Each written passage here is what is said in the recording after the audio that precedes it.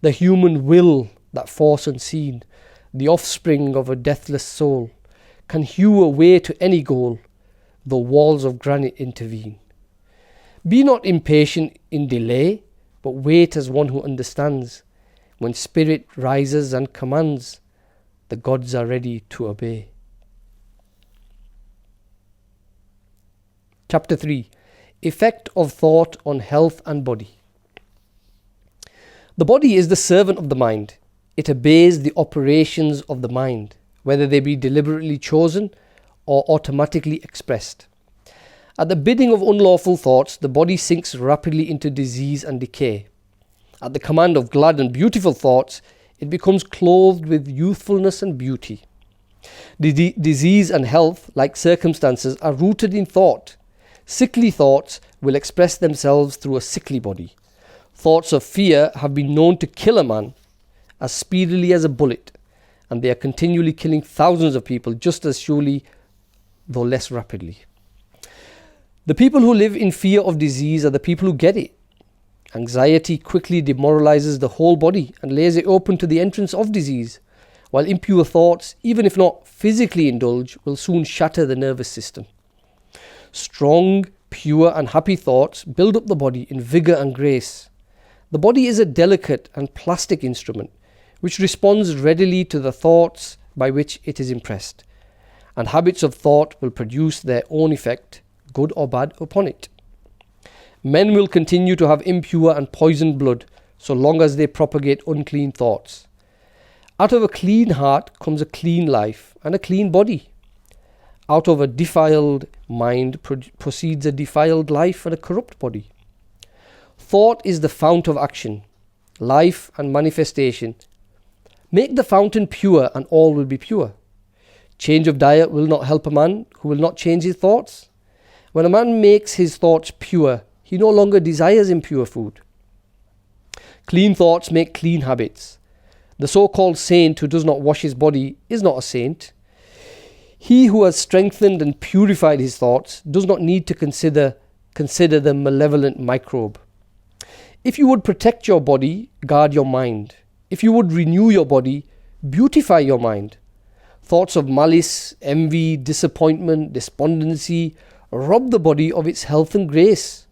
A sour face does not come by chance. It is made by sour thoughts. Wrinkles that mar are drawn by folly, passion, pride. I know a woman of 96 who has the bright, innocent face of a girl. I know a man well under the middle age whose face is drawn into inharmonious contours. The man is the result of a sweet and sunny disposition. The other is the outcome of passion and discontent. As you cannot have a sweet and wholesome abode unless you admit the air and sunshine freely into your rooms, so a strong body and a bright, happy or serene countenance can only result from the free admittance into the mind of thoughts of joy and goodwill and serenity. On the faces of the aged there are wrinkles made by sympathy, others by strong and pure thought, and others are carved by passion. Who cannot distinguish them? With those who have lived righteously, age is calm, peaceful, and softly mellowed, like the setting sun. I have recently seen a philosopher on his deathbed. He was not old except in years. He died as sweetly and peacefully as he had lived. There is no physician like cheerful thought for dissipating the ills of the body. There is no comforter to compare with goodwill for dispersing the shadows of grief and sorrow. To live continually in thoughts of ill will, cynicism, suspicion and envy is to be confined in a self-made prison hole. But to think well of all, to be cheerful with all, to patiently learn to find the good in all, such unselfish thoughts are the very portals of heaven. And to dwell day by day in thoughts of peace toward every creature will bring abounding peace to their possessor. Chapter 4. Thought and Purpose. Until thought is linked with purpose, there is no intelligent accomplishment. With the majority, the bark of thought is allowed to drift upon the ocean of life. Aimlessness is a vice, and such drifting must not continue for him who would steer clear of catastrophe and destruction. They who have no central purpose in their life fall an easy prey to petty worries, fears, troubles, and self-pityings, all of which are indications of weakness, which lead, just as surely as deliberately planned sins, though by a different route, to failure, unhappiness, and loss. For weakness cannot persist in a power-evolving universe. A man should conceive of a legitimate purpose in his heart and set out to accomplish it. He should make this purpose the centralizing point of his thoughts. It may take the form of a spiritual ideal, or it may be a worldly object according to his nature at the time being. But whichever it is, he should steadily focus his thought forces upon the object which he has set before him. He should make this purpose his supreme duty and should devote himself to its attainment, not allowing his thoughts to wander away into ephemeral fancies, longings and imaginings. This is the royal road to self-control and true concentration of thought. Even if he fails again and again to accomplish his purpose, as he necessarily must until weakness is overcome, the strength of character gained will be the measure of his true success, and this will form a new starting point for future power and triumph. Those who are not prepared for the apprehension of a great purpose should fix the thoughts upon the faultless performance of their duty, no matter how insignificant their task may appear. Only in this way can the thoughts be gathered and focused, and resolution and energy be developed, which being done, there is nothing which may not be accomplished. The weakest soul, knowing its own weakness and believing this truth, that strength can only be developed by effort and practice, will thus believing at once begin to exert itself, and adding effort to effort, patience to patience, and strength to strength, will never cease to develop, and will at last grow divinely strong.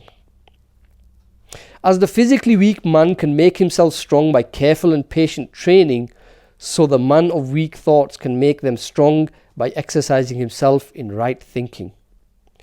To put away aimlessness and weakness and to begin to think with purpose is to enter the ranks of those strong ones who only recognize failure as one of the pathways to attainment, who make all conditions serve them, and who think strongly, attempt fearlessly, and accomplish masterfully.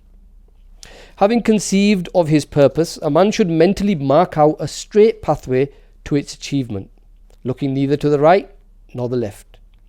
Doubts and fears should be rigorously excluded.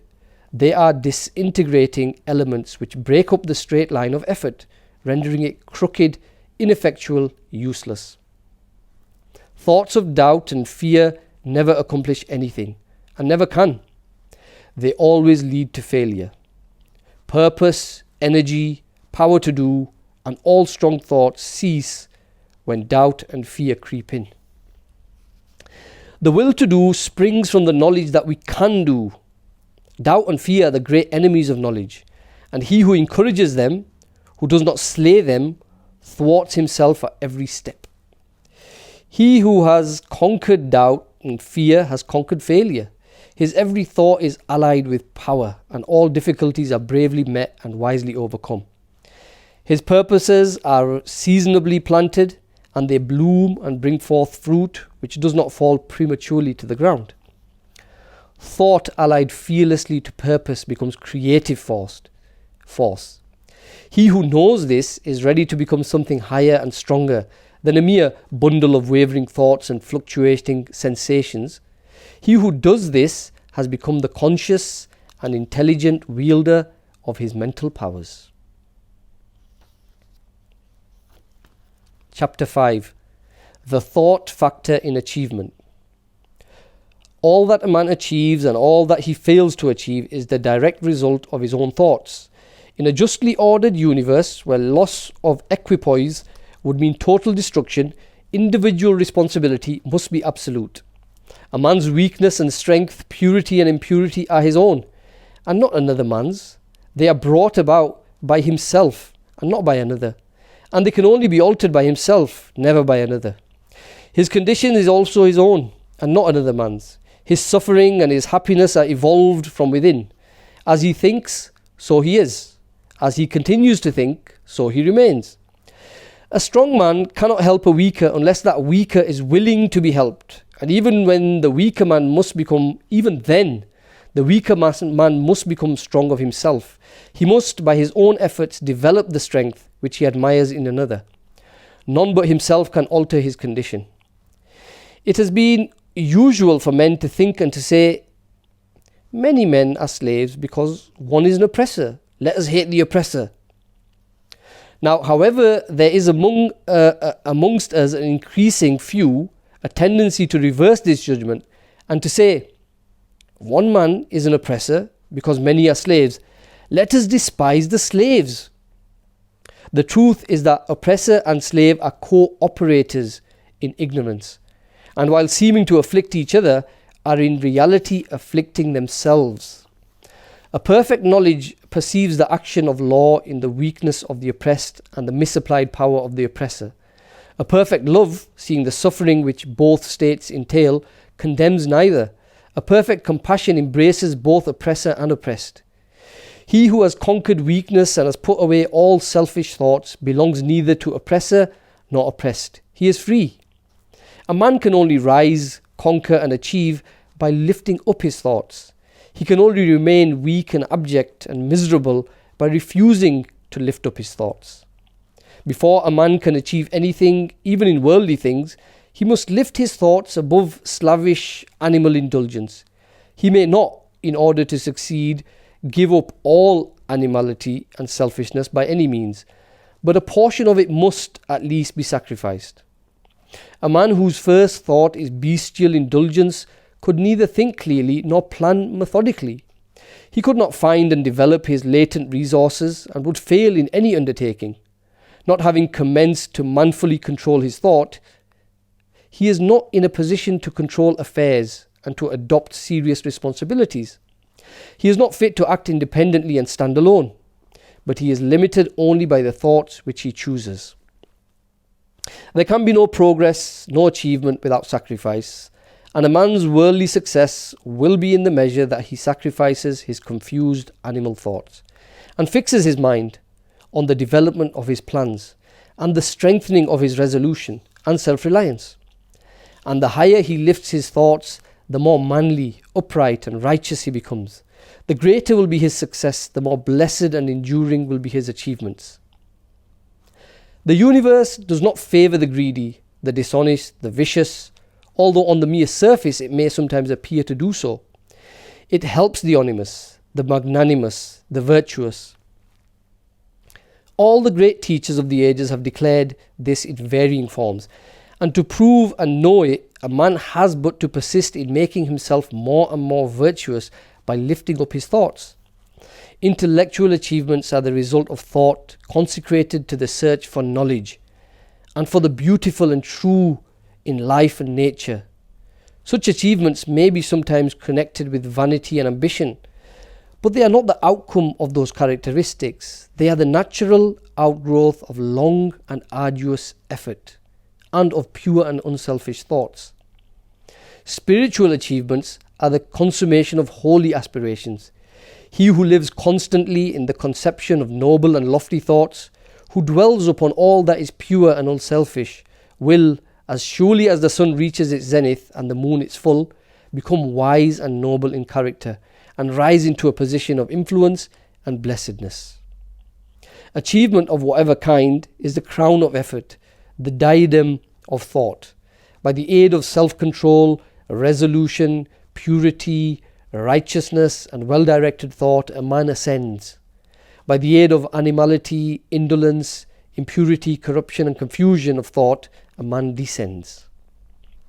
A man may rise to high success in the world and even to lofty altitudes in the spiritual realm, and again descend into weakness and wretchedness by allowing arrogant, selfish and corrupt thoughts to take possession of him. Victories attained by right thought can only be maintained by watchfulness. Many give way when success is assured and rapidly fall back into failure. All achievements, whether in the business, intellectual or spiritual world, are the result of definitely directed thought, are governed by the same law, and are of the same method. The only difference lies in the object of attainment. He who would accomplish little must sacrifice little. He who would achieve much must sacrifice much. He who would attain highly must sacrifice greatly. Chapter 6. Visions and Ideals. The dreamers are the saviours of the world. As the visible world is sustained by the invisible, so men, through all their trials and sins and sordid vocations, are nourished by the beautiful visions of their solitary dreamers. Humanity cannot forget its dreamers. It cannot let their ideals fade and die. It lives in them. It knows them as the realities which it shall one day see and know. Composer, sculptor, painter, poet, prophet, sage, these are the makers of the afterworld, the architects of heaven. The world is beautiful because they have lived. Without them, labouring humanity would perish. He who cherishes a beautiful vision, a lofty ideal in his heart, will one day realise it. Columbus cherished a vision of another world, and he discovered it. Copernicus fostered the vision of a multiplicity of worlds and a wider universe, and he revealed it. Buddha beheld the vision of a spiritual world, of stainless beauty and perfect peace, and he entered into it. Cherish your visions. Cherish your ideals. Cherish the music that stirs in your heart, the beauty that forms in your mind, the loveliness that drapes your purest thoughts, for out of them will grow all delightful conditions, all heavenly environment. Of these, if you but remain true to them, your world will at last be built. To desire is to obtain. To aspire is to achieve. Shall man's basest desires receive the fullest measure of gratification, and his purest aspirations starve for lack of sustenance? Such is not the law. Such a condition of things can never obtain. Ask and receive. Dream lofty dreams, and as you dream, so shall you become. Your vision is the promise of what you shall one day be. Your ideal is the prophecy of what you shall at last unveil. The greatest achievement was at first and for a time a dream. The oak sleeps in the acorn. The bird waits in the egg. And in the highest vision of the soul, a waking angel stirs. Dreams are the seedlings of realities. Your circumstances may be uncongenial, but they shall not long remain so if you but perceive an ideal and strive to reach it. You cannot travel within and stand still without. Here is a youth hard pressed by poverty and labour, confined long hours in an unhealthy workshop, unschooled and lacking all the arts of refinement. But he dreams of better things. He thinks of intelligence, of refinement, of grace and beauty. He conceives of, mentally builds up an ideal condition of life. The vision of a wider liberty and a larger scope takes possession of him. Unrest urges him to action, and he utilizes all his spare time and means, small though they are, to the development of his latent powers and resources. Very soon so altered has his mind become that the workshop can no longer hold him. It has become so out of harmony with his mentality that it falls out of his life as a garment is cast aside. And with the growth of opportunities which fit the scope of his expanding powers, he passes out of it forever. Years later, we see this youth as a full-grown man. We find him a master of certain forces of the mind which he wields with worldwide influence and almost unequal power. In his hands he holds the cords of gigantic responsibilities. He speaks, and lo, lives are changed. Men and women hang upon his words and remold their characters, and sun-like he becomes the fixed and luminous centre round which innumerable destinies resolve. He has realized the vision of his youth. He has become one with his ideal. And you too, youthful reader, will realize the vision, not the idle wish of your heart, be it base or beautiful, or a mixture of both, for you will always gravitate towards that which you secretly most love. Into your hands will be placed the exact results of your own thoughts. You will receive that which you earn, no more, no less. Whatever your present environment may be, you will fall, remain, or rise with your thoughts, your vision, your ideal. You will become as small as your controlling desire, as great as your dominant aspiration. In the beautiful words of Stanton Kirkham Davis, you may be keeping accounts, and presently you shall walk out of the door that for so long has seemed to you the barrier of your ideals, and shall find yourself before an audience, the pen still behind your ear, the ink stains on your fingers, and then and there shall pour out the torrent of your inspiration. You may be driving sheep, and you shall wander to the city, bucolic and open-mouthed, shall wander under the intrepid guidance of the Spirit into the studio of the Master. And after a time he shall say, I have nothing more to teach you. And now you have become the Master, who did so recently dream of great things while driving sheep. You shall lay down the saw and the plane to take upon yourself the regeneration of the world. The thoughtless, the ignorant, and the indolent, seeing only the apparent effects of things and not the things themselves, talk of luck, of fortune, and chance. Seeing a man grow rich, they say, how lucky he is. Observing another become intellectual, they exclaim, how highly favoured he is. And noting the saintly character and wide influence of another, they remark, how chance aids him at every turn. They do not see that the trials and failures and struggles which these men have voluntarily encountered in order to gain their experience. They have no knowledge of the sacrifices they have made, of the undaunted efforts they have put forth, of the faith they have exercised, that they might overcome the apparently unsurmountable and realize the vision of their heart. They do not know the darkness and the heartaches. They only see the light and joy and call it luck. Do not see the long and arduous journey, but only behold the pleasant goal and call it good fortune. Do not understand the process, but only perceive the result and call it chance. In all human affairs there are efforts and there are results, and the strength of the effort is the measure of the result. Chance is not gifts, powers, material, intellectual, and spiritual possessions. Gifts, powers, material, intellectual, and spiritual possessions are the fruits of effort. They are thoughts completed, objects accomplished, visions realized. The vision that you glorify in your mind, the ideal that you enthrone in your heart, this you will build your life by. This you will become. Chapter 7, Serenity. Calmness of mind is one of the beautiful jewels of wisdom. It is the result of long and patient effort in self-control.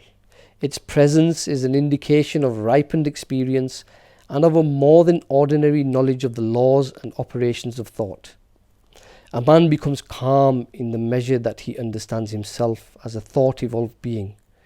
For such knowledge necessitates the understanding of others as the result of thought. And as he develops a right understanding and sees more and more clearly the internal relations of things by the action of cause and effect, he ceases to fuss and fume and worry and grieve and remain poised, steadfast, serene. The calm man, having learned how to govern himself, knows how to adapt himself to others, and they in turn reverence his spiritual strength and feel that they can learn of him and rely upon him. The more tranquil a man becomes, the greater is his success, his influence, his power for good. Even the ordinary trader will find his business prosperity increase as he develops a greater self-control and equanimity, for people will always prefer to deal with a man whose demeanour is strongly equable.